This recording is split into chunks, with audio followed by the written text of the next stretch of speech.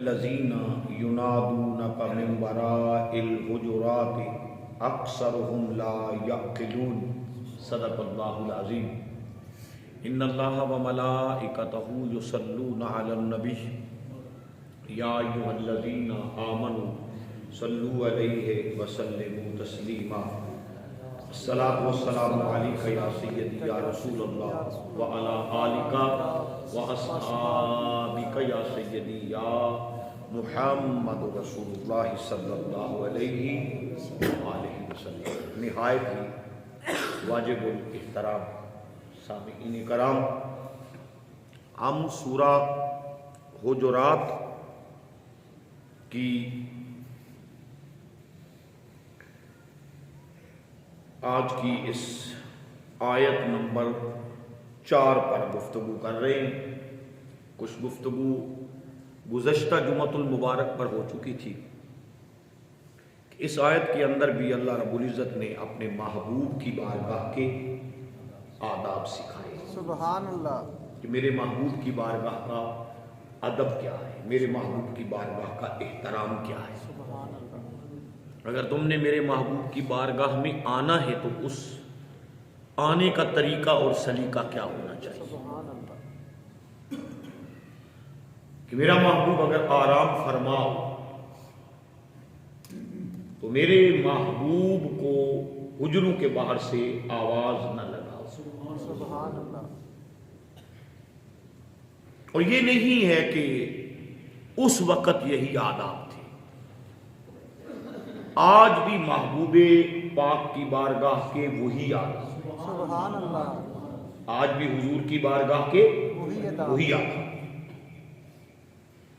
ہم اس آیت کو پڑھتے ہیں، فرمایا ان الذین ینادونک، وہ لوگ بے شک جو آواز لگاتے ہیں آپ کو، من وراء الحجرات، حجروں کے باہر سے، اکثرهم لا یعقلون، ان میں سے اکثر بے وقوف ہیں، بے عقل ہیں۔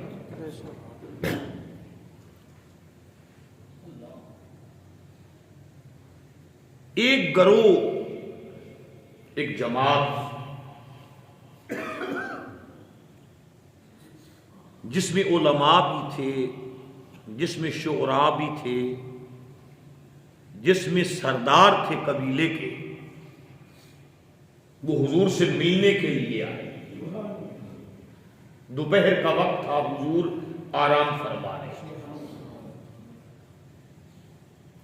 انہوں نے انتظار کرنے کی بجائے باہر سے حضور کو آواز لگا۔ میں گزشتہ گفتگو کے ساتھ آج کی گفتگو کو ذرا جوڑ دوں تاکہ آپ کو زیادہ ذہن نشین ہو جائے۔ محبوب کریم ان کی آواز لگانے پر باہر تشریف لے آئے، لیکن یہ انداز، یہ طریقہ خالق کائنات کو پسند نہیں آیا۔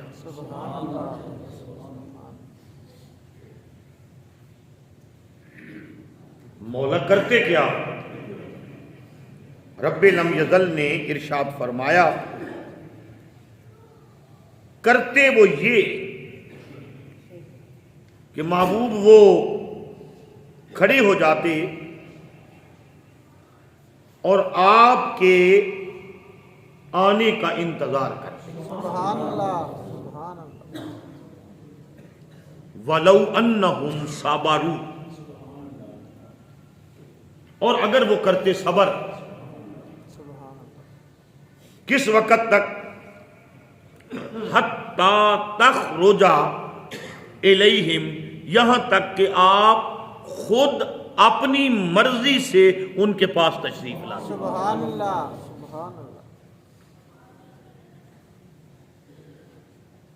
دروازہ نہ کھڑے، آواز نہ لگا، آواز نہ لگا دے،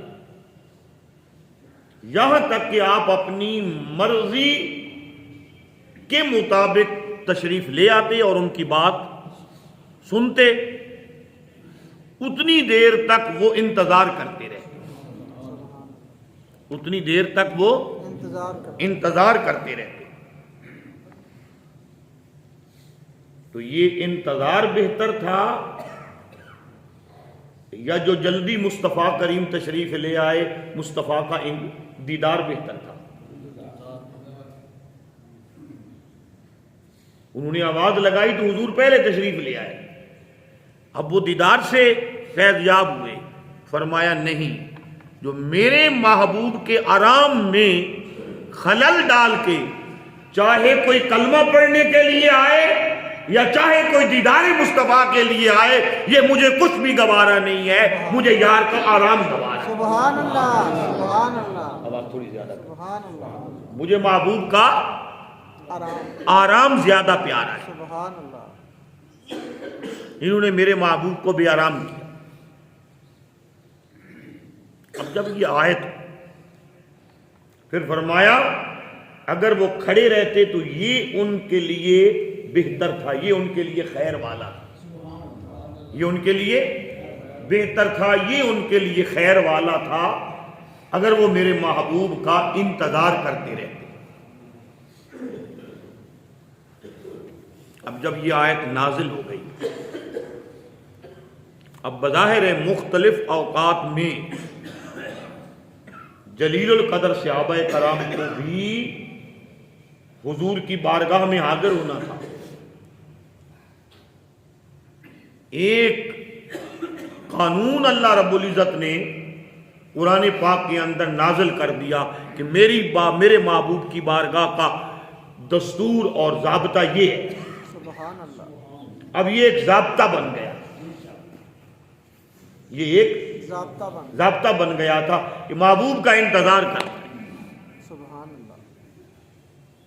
اب حضور تاجدار مدینہ صلی اللہ علیہ وآلہ وسلم کی بارگاہ میں صحابہ کرام نے عرض کی، آقا اب ہمیں کیا کرنا؟ امام الانبیاء تاجدار مدینہ صلی اللہ علیہ وآلہ وسلم نے فرمایا یہ ضابطہ، یہ قانون اس گروہ کو سکھایا گیا ہے، تمہیں جب کام ہو تو تمہارے لیے تو ہمارے دروازے ہر وقت کھلے ہیں۔ سبحان اللہ۔ تم تو غلام ہو، باوجود اس کے کہ حضور نے اجازت دے، باوجود اس کے کہ حضور نے اجازت عطا فرما دی، اجازت دے دی، اب آپ تھوڑی سی زیادہ کر دیں، باوجود اس کے کہ حضور نے اجازت دے دی، ان کو اجازت مل گئی۔ صحابہ کرام رضوان اللہ تعالی علیہ اجمعین کیا کرتے؟ جب کام ہوتا اور حضور سے کوئی عرض کرنا ہوتی،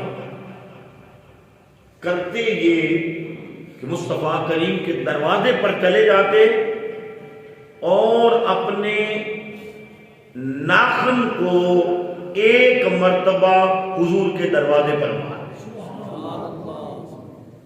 تھوڑی سی کم کریں، ناخن کو مارتے۔ اب آپ دروازے پر، آج آپ اپنے گھر کے دروازے پر ناخن مار کے دیکھنا کتنی ساری آواز پیدا ہوتی، کتنی ساری آواز پیدا ہوتی، بالکل معمولی سی آواز جو شاید آپ کو بھی نہ سنے۔ صحابہ کرام رضوان اللہ تعالی علیہ اجمعین بس ایک مرتبہ ناخن کو پھر انتظار کر، کافی دیر انتظار کے بعد پھر ناخن،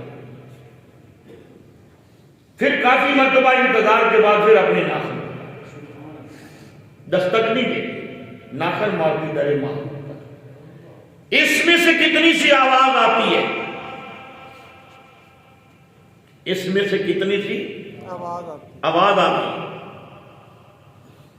اگر تو میرے آقا تشریف لے آتے تو اپنی مراد، اپنی التجا، اپنی صدا، اپنا سوال، اپنی عرضی، اپنی درخواست حضور کی بارگاہ میں رکھتے، اگر میرے آقا تشریف نہ لاتے تو خاموشی سے صحابہ کرام واپس تشریف لاتے۔ سبحان اللہ۔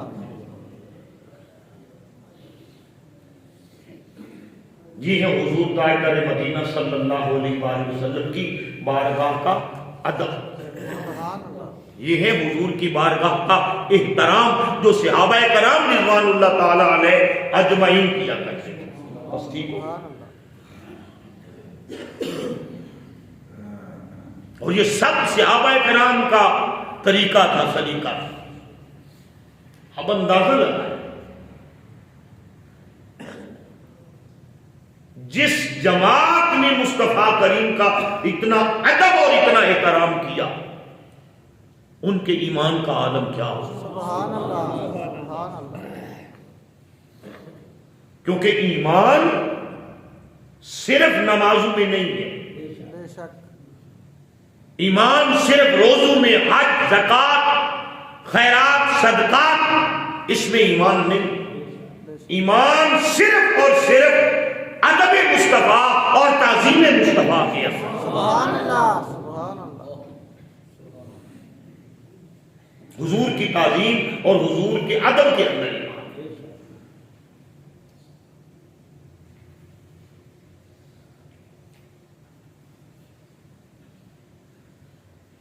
حضور کے اشارہ ابرو پر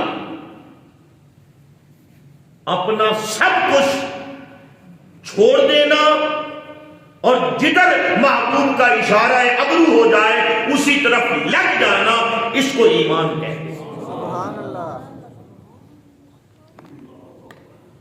آپ کہیں اس کی کوئی مثال، اس کی مثال میں قرآن سے پیش کریں۔ سبحان اللہ۔ قرآن پاک کا دوسرا پارہ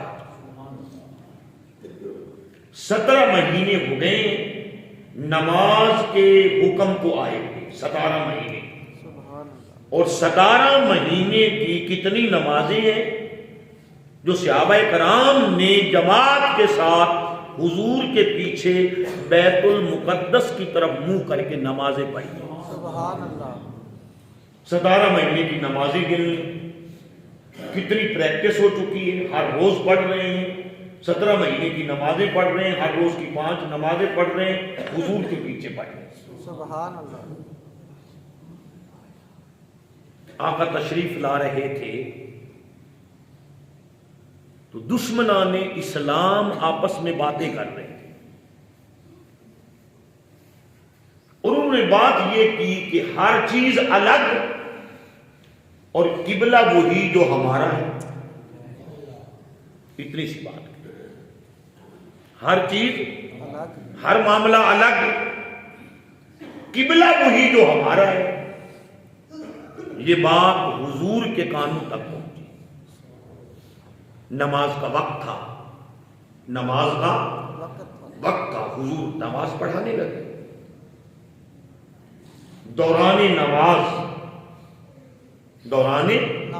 آدھی نماز پڑھی جا چکی، دوران نماز محبوب کے دل میں خیال آیا، سبحان اللہ۔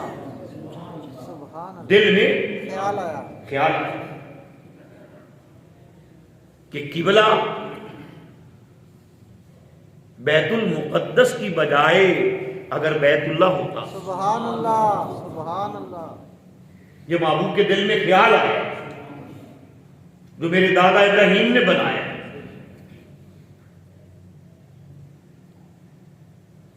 ابھی محبوب کے دل کے اندر خیال آیا، محبوب نے ایک مرتبہ سر کو اٹھایا۔ سبحان اللہ۔ نمازی کے لیے حکم نہیں کہ وہ سر کو اٹھائے، امتی کے لیے اور احکام ہے، نبی کے لیے اور امتی اور نبی کبھی بھی برابر نہیں ہو سکتے۔ بے شک، بے شک۔ ابھی محبوب کے دل میں خیال آیا، ادھر سے جبریل آیا، سبحان اللہ۔ فرمایا محبوب تیرا رب کہہ رہا ہے اگر تو نے قبلہ بیت المقدس کو قبلہ سمجھا تو قبلہ بیت المقدس ہی ہے، سبحان اللہ میں ان پوری آیات کا مفہوم عرض کرتا ہوں. دوسرا پارہ پہلا رکوع پڑھ کے دیکھ لیا. اور اگر آپ نے بیت المقدس کو چھوڑ دیا اور بیت اللہ کو قبلہ بنا لیا تو ہمارا قبلہ وہی ہے. سبحان اللہ سبحان اللہ سبحان اللہ ہمارا قبلہ وہی. وہی. جدھر تیرا دل چاہتا ہے ادھر اپنا منہ کھڑے کر لے. ہمارا قبلہ وہی ہوگا جس طرف تو تیرا منہ کھڑا ہو جائے, سبحان اللہ جس طرف تیری پہچانی. سبحان اللہ اب یہ حکم کب آیا تھا؟ نماز کے اندر. دوران نماز کے دوران آپ کا سخت ترین امتحان ہے, سخت ترین آپ کا امتحان ہے. سارے مختلف آپ بھی تو مولویوں کو امتحان میں ڈالتے ہیں. اب نماز کے اندر حکم آ گیا تو حضور تاجدار مدینہ صلی اللہ علیہ وآلہ وسلم نے اسی وقت بیت المقدس سے منہ پھیرا اور بیت اللہ کی طرف. سبحان اللہ سبحان اللہ کدھر منہ کر دیا؟ بیت اللہ کی طرف. حضور نے تو حکم سنا تھا, سبحان اللہ بے شک صحابہ کو سنایا نہیں بے شک. کہ قبلہ بدلنے کا وقت ہو گیا, بیت المقدس کو چھوڑو بیت اللہ کی طرف منہ کرو. نہیں بتایا, نہیں سنایا, بس نماز میں ہی پھرے, منہ ادھر کر دیا, سبحان اللہ منہ ادھر کر دیا. ادھر کر دیا. جب منہ ادھر کر دیا تو صحابہ کرام رضوان اللہ تعالی علیہ اجمعین نے وہی جو حکم آیا تھا, قرآن جو حکم آیا تھا, جو حکم خدا تھا, وہ سنا تھا. نہیں بولے نہیں وہ سنا تھا, نہیں نہیں نہ سنا.